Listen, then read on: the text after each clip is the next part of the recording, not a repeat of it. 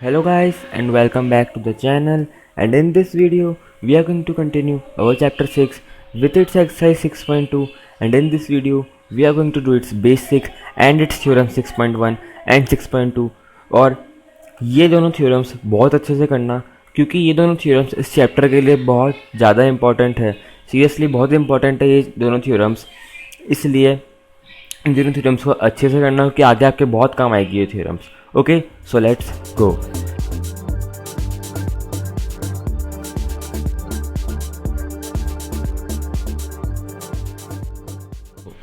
Theorem 6.1 में क्या है अपने पास, if a line is drawn parallel to one side of a triangle to intersect the other two side in distinct points, the other two sides are divided in the same ratio.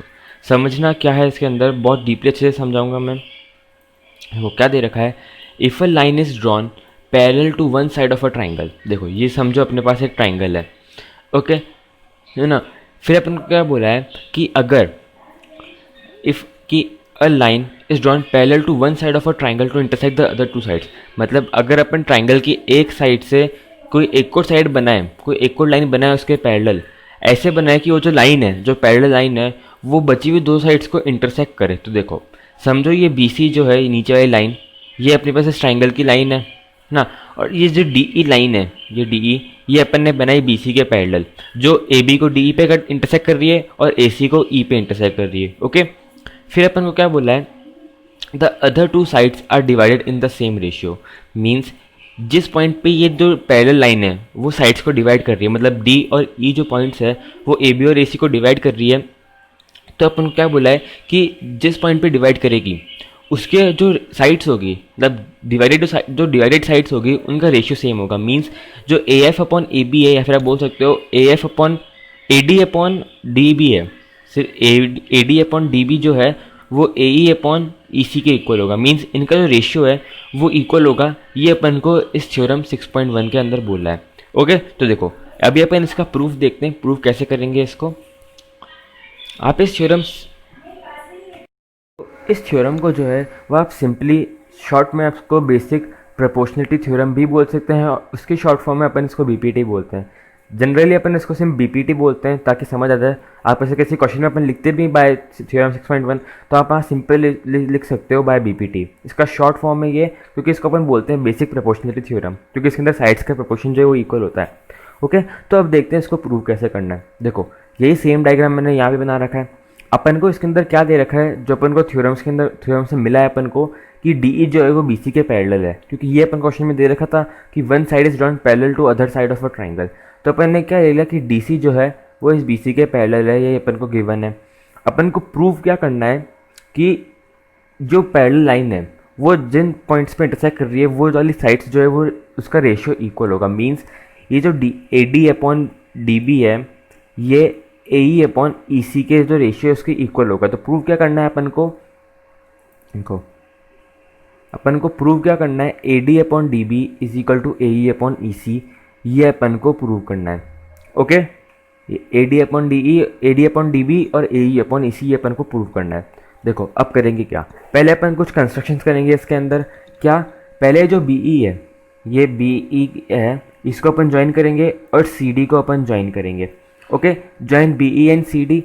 फिर उसके बाद आपको ये E F जो है ये बनाना है और डी जी जो है ये बनाना है। कैसे बनाना है कि ई एफ जो है, ई एफ वो ए डी के परपेंडिकुलर हो, मीन्स वो यहाँ से 90 डिग्री का एंगल बनना है, और ऐसी डी जी जो है वो ए ई के परपेंडिकुलर हो, मीन्स वो यहाँ पर 90 डिग्री का एंगल बना है। ओके, मतलब E F is perpendicular to A D and D G is perpendicular to A D, ये अपन को कंस्ट्रक्ट करना है।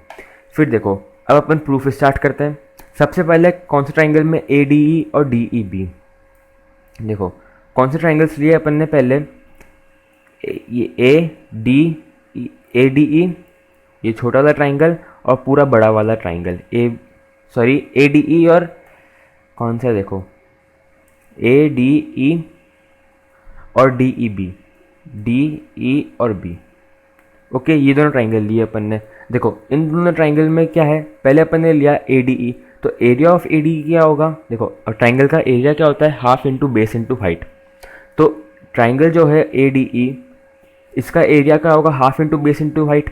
इसका हाइट क्या है, डी जी, इसकी हाइट अपन मान सकते हैं, डी ई जी मान लो या फिर ई एफ मान लो, इसकी हाइट कोई सी भी हाइट मान लो इसकी। तो अपन ने इसकी हाइट मान ली ई एफ, पहले अपन ने इसकी हाइट ई एफ मान ली, है ना।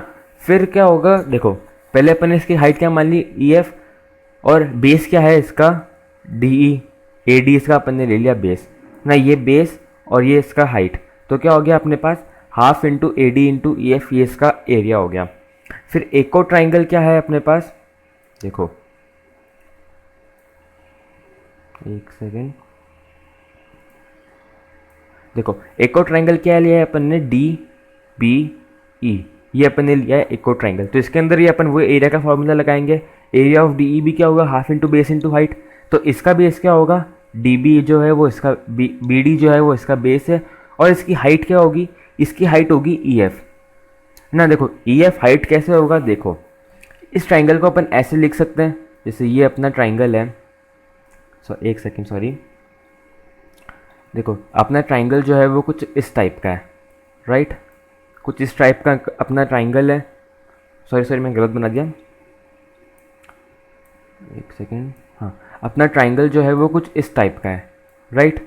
ऑब्ट्यूज ट्राइंगल्स को कह सकते हैं अपन कि ये वाला जो एंगल है वो 180 डिग्री का है, ओके। और ई एफ जो है वो ऐसे है इसके, मतलब वो यहाँ से 90 डिग्री बना रही है। तो अपन कह सकते हैं ना कि ये जो है वो इस ट्राइंगल की हाइट है, ओके। अपन कह सकते हैं कि ये जो है वो इस ट्राइंगल की हाइट है, इसलिए अपन ने मान लिया कि ये जो ई एफ है वो इस ट्राइंगल की हाइट है, ओके। तो अपन ये ट्राइंगल डी बी ई, इसका एरिया क्या हो जाएगा, half into B D into F, B D इसके बेस और ई एफ इसकी हाइट।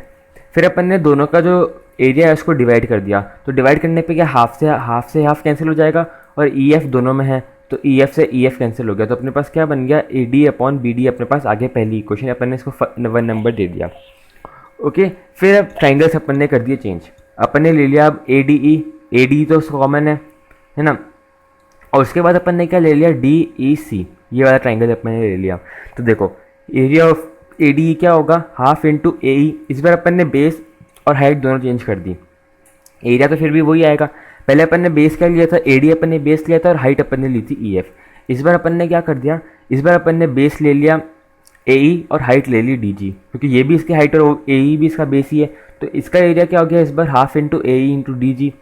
फिर ट्राइंगल लिया अपन ने डी ई सी, तो इसका बेस क्या हो गया अपने पास, ई सी अपन ने इसका बेस ले लिया, और इसका हाइट क्या हो जाएगी डी जी, क्योंकि ये ट्राइंगल भी उसी तरह है, जैसे ये ट्राइंगल भी ऐसा, ये ट्राइंगल भी ऐसा कुछ है, और डी जो है डी जी वो इसकी हाइट है, तो अपन ने डी जी को इसकी हाइट ले लिया, ओके। तो देखो क्या हो गया अपना, इसका एरिया क्या आ गया अपने पास, हाफ इंटू ई सी इंटू डी जी। फिर वापस अपन ने वही करा, दोनों के एरिया को डिवाइड करा, तो हाफ से हाफ कैंसिल और जी डी से जी डी कैंसिल, तो अपने पास क्या आ गया, ए ई अपॉन ई सी आ गया, ओके। अब देखो फिर अपन ने क्या करा, ये दोनों जो ट्राइंगल्स है, नीचे के दो जो ट्राइंगल्स है अपने पास, ये एक डी बी और डी बी ई और डी सी ई, ये दो जो ट्राइंगल्स है, ये आपने 9th क्लास में एक थ्योरम पढ़ी होगी अगर आपको याद हो, कि अगर दो ट्राइंगल सेम बेस पर हो और सेम पैरेलल के बीच में हो तो उनका एरिया सेम होता है। तो यहाँ भी अपने पास ऐसा ही है, देखो ये अपने पास ट्राइंगल के नीचे का पार्ट है, राइट, ये नीचे का पार्ट है, और ये अपने दो ट्राइंगल्स ना, ये डी, ये ई, ये सी और ये बी, अपने दो ट्राइंगल्स लिए क्या है, देखो अपन ने एक ट्राइंगल लिया है ये, और एक ट्राइंगल लिया है अपन ने ये। तो ओके, तो थ्योरम क्या पढ़ी थी अपन 9th में, कि अगर दो ट्राइंगल सेम बेस और सेम पैरेलल के बीच में हो, तो सेम बेस पे हो और सेम पैरेलल के बीच में हो, तो उनका एरिया सेम होता है। तो यहाँ पे आपने देखा कि ये दोनों जो ट्राइंगल है उनका बेस क्या है, वो सेम है। देखो ये जो इनका बेस है, ये डी ई जो इनका कॉमन बेस है, और कॉमन पैरेलल के बीच में भी है डी ई और बी सी, ये कॉमन पैरेलल इन दोनों के बीच में है ये। तो अपन ने देखा कि ये दो ट्राइंगल्स जो है इनका बेस भी सेम है और दोनों पैरेलल लाइंस भी जो है वो भी सेम है। तो अपन ये कह सकते हैं कि इन दोनों का जो एरिया होगा वो सेम होगा। तो अपन ने क्या ले लिया कि area of D E B जो है वो area of D E C के इक्वल है। तो अपन ने क्या करा, दोनों को इन्वर्टेंडो लगा दिया। इन्वर्टेंडो मतलब क्या होता है कि दोनों को अपन ने 1 बाय क्या कर दिया, अपन ने 1 by area of D E B कर दिया और यहाँ पे 1 by area of D E C कर दिया।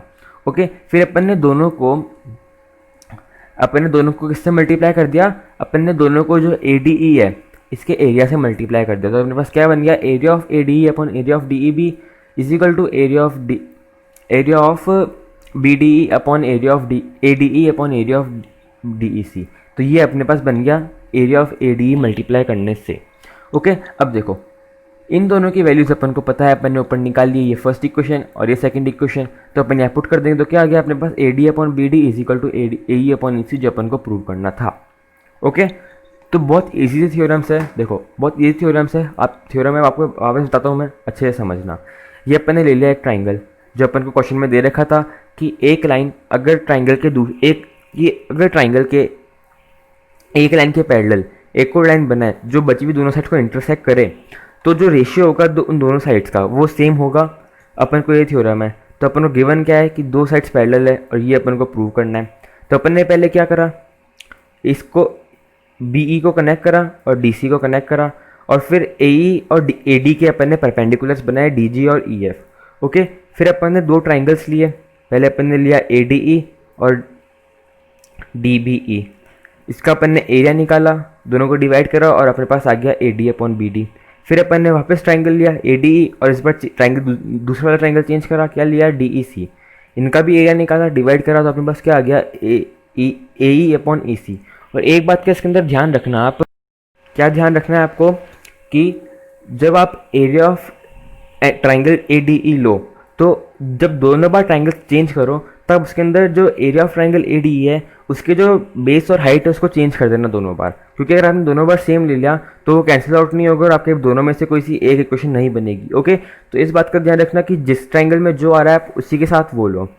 ओके, फिर अपन ने क्या लिया कि ये दोनों ट्राइंगल्स जो है ये वाले और ये वाले सेम बेस पर है और सेम पैरेलल के बीच में है, तो उनका एरिया सेम होगा।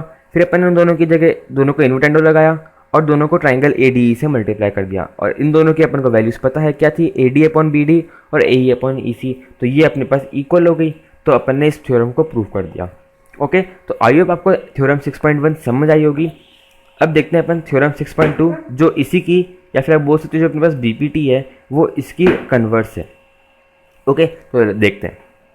देखो इसके अंदर क्या है, theorem 6.2, if a line divides any two sides of a triangle in the same ratio then the line is parallel to the third side. क्या बोला है इसके अंदर कि अगर एक ट्राइंगल के दो साइड्स करके अगर एक लाइन ट्राइंगल की दो साइड्स को सेम रेशियो में डिवाइड करे तो क्या वो लाइन थर्ड साइड के पैरेलल होगी या फिर नहीं होगी। क्वेश्चन थ्योरम वही है, बस इसका उल्टा कर दिया। उस थ्योरम के अंदर क्या था कि एक पैरेलल लाइन एक लाइन ट्राइंगल की एक लाइन है, उसके पैरेलल अपन ने लाइन बनाई तो वो बची हुई दोनों साइड्स को इक्वल रेशियो में डिवाइड कर रही थी। इसमें क्या है कि सेम रेशियो में डिवाइड कर रही है तो वो पैरेलल होगी। ओके, तो देखो अपन ने इसके अंदर क्या ले लिया, ट्राइंगल अपने पास वही है, थोड़ा बहुत चेंज कर दिया इसके अंदर अपने इसका कुछ काम नहीं है। तो देखो इसको अपन क्या बोल सकते हैं, कन्वर्स ऑफ BPT की थ्योरम है ये। NCERT में आपको ये दे रखा है कि कन्वर्स ऑफ BPT है ये। देखो पहले अपन को क्या दे रखा है कि AD अपॉन BD जो है वो AE अपॉन EC के इक्वल है। ये अपन को दे रखा है क्वेश्चन थ्योरम के अंदर कि दो साइड्स का रेशियो सेम है तो वो क्या पैरेलल होगी या नहीं होगी। ओके, तो देखो थ्योरम वही है, ये DE जो लाइन है वो अपन को प्रूव करना है कि BC के इक्वल है। तो अपन को क्या दे रखा है कि AD अपॉन BD जो है वो AE अपॉन EC के इक्वल है। प्रूव क्या करना है कि अपन को DE और BC इक्वल है। ओके, तो देखो पहले अपन ने क्या कंस्ट्रक्ट करा, अपन ने कंस्ट्रक्ट करा DF। देखो एक सेकेंड अपन ने कंस्ट्रक्ट करा ये DF क्या कैसे कंस्ट्रक्ट करा, अपन ने कंस्ट्रक्ट करा DF सच दैट DF जो है वो BC के पैरेलल हो, मतलब ये DF जो है वो इस BC के पैरेलल हो। अपन ने ऐसा कंस्ट्रक्ट करा है, मुझे पता है दिखने से लग नहीं रहा है कि पैरेलल है, बट अपन को ऐसा कंस्ट्रक्ट करना है। ओके, NCERT में आपको ऐसे दे रखा है। तो देखो DF जो है वो BC के पैरेलल है, तो अपन थ्योरम से अपन ने जो BPT थ्योरम पढ़ी है, जो अपन ने अभी जस्ट पढ़ी है BPT थ्योरम, उससे अपन क्या कह सकते हैं कि अगर लाइन पैरेलल है तो इट मीन्स वो सेम रेशियो में डिवाइड करेगी। ओके, तो देखो क्या हो गया अपने पास यहाँ पे कि AD upon DB is equal to AF upon FC। ये अपने पास आ गया BPT से कि AD upon BD is equal to AF upon FC, क्योंकि DF जो है वो पैरेलल है BC के। फिर अपन को देखो ये फर्स्ट इक्वेशन, ये अपन ने सेकंड इक्वेशन मान ली, दोनों को अपन ने इक्वेट करा तो क्या आ गया अपने पास AE upon EC is equal to AF upon FC। क्यों? क्योंकि दोनों जो है वो AD अपॉन BD के इक्वल है, तो अपन लिख सकते हैं ना कि AE अपॉन EC जो है वो AF अपॉन FC के इक्वल है। ओके, फिर अपन ने क्या करा, दोनों में 1 ऐड कर दिया। 1 ऐड से करने से क्या होगा कि दोनों के जो न्यूमरेटर है वो सेम हो जाएंगे, AC के इक्वल हो जाएंगे वो। ओके, दोनों के जो न्यूमरेटर है वो सेम AC हो जाएगा। तो देखो AE अपॉन EC प्लस 1 और AF अपॉन FC प्लस 1, तो एलसीएम लिया तो AE plus EC upon EC, AF upon FC plus FC, दोनों के क्या हो गया AC अपॉन EC और AC अपॉन FC। तो AC से AC कैंसिल, तो क्या आ गया अपने पास EC is equal to FC। और EC FC के तभी इक्वल हो सकता है जब F जो है, जो पॉइंट F है वो E के ऊपर कॉन्साइड करे। मीन्स देखो ये अपने पास ट्राइंगल है, देखो ये अपने पास ट्राइंगल है, राइट। ये DE लाइन है और ये DF अपन ने कंस्ट्रक्ट करी है, ये F, ये D और ये E ना, और ये C है। तो अपन को क्या दे रखा है कि FC जो है वो EC के इक्वल है।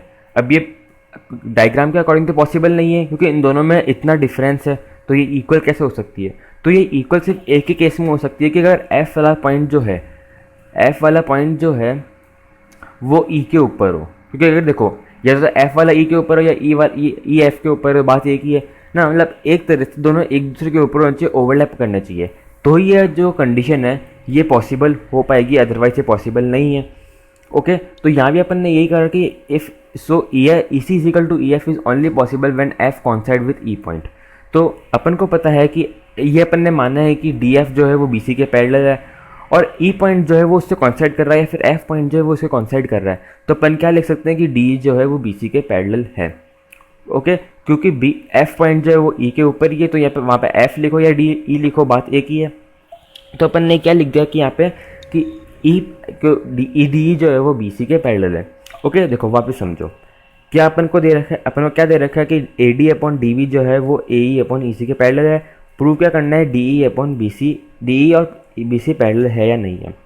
ओके, तो पहले अपन ने क्या कंस्ट्रक्ट करा, अपन ने DF कंस्ट्रक्ट करा सच दैट DF जो है वो BC के पैरेलल है। फिर BPT थ्योरम से अपन ने क्या लिख दिया कि AD upon DB is equal to AF upon FC। Okay, और AF अपॉन FC और AE अपॉन EC दोनों AD अपॉन BD के इक्वल है, तो दोनों भी इक्वल हो गए। तो क्या हो गया अपने पास AE upon EC is equal to AF upon FC। फिर दोनों में अपन ने 1 ऐड करा, तो 1 ऐड करने से एलसीएम लेने के बाद दोनों में ऊपर AC आ गया, तो AC से AC कैंसिल हो गया, तो क्या आ गया अपने पास EC अपॉन FC। तो EC अपॉन FC तभी इक्वल हो तब जब ये इतना बड़ा जो गैप इन दोनों के बीच में ये नहीं हो, या फिर इन शॉर्ट अपन कह सकते हैं कि दोनों पॉइंट्स एक दूसरे के ऊपर हो, ओवरलैप कर रहे हो या फिर कॉन्साइड कर रहे हो। ओके, कॉन्साइड का मतलब यही होता है कि वो दोनों पॉइंट्स एक दूसरे के ऊपर ओवरलैप कर रहे हो ना। जैसे ये वाला एक पॉइंट है तो दूसरा पॉइंट भी इसी के ऊपर हो। ओके, इसका मतलब होता है कॉन्साइड। तो देखो, तो अपन ने क्या माना कि F जो है वो E को कॉन्साइड कर रहा है, और अपन ने ये भी अपन ने कंस्ट्रक्ट करा था कि DF जो है वो BC के पैरेलल है, लेकिन E पॉइंट जो है वो F के ऊपर है, तो अपन F की जगह E भी लिख सकते हैं, बात एक ही है। तो अपन ने क्या कर दिया यहाँ पे DE जो है वो BC के पैरेलल है। ओके, तो अपन ने थ्योरम भी प्रूव कर दी। तो आई होप आपको सेकेंड थ्योरम भी समझ आई होगी। इन थ्योरम्स को अच्छे से समझना, क्योंकि थ्योरम्स बहुत ज़्यादा इंपॉर्टेंट है, आपके चैप्टर में बहुत ज़्यादा काम आएगी ये। ओके, तो आई होप आपको दोनों थ्योरम समझ आई होगी। Thank you guys for watching the video. See you in the next video. Till then, bye bye.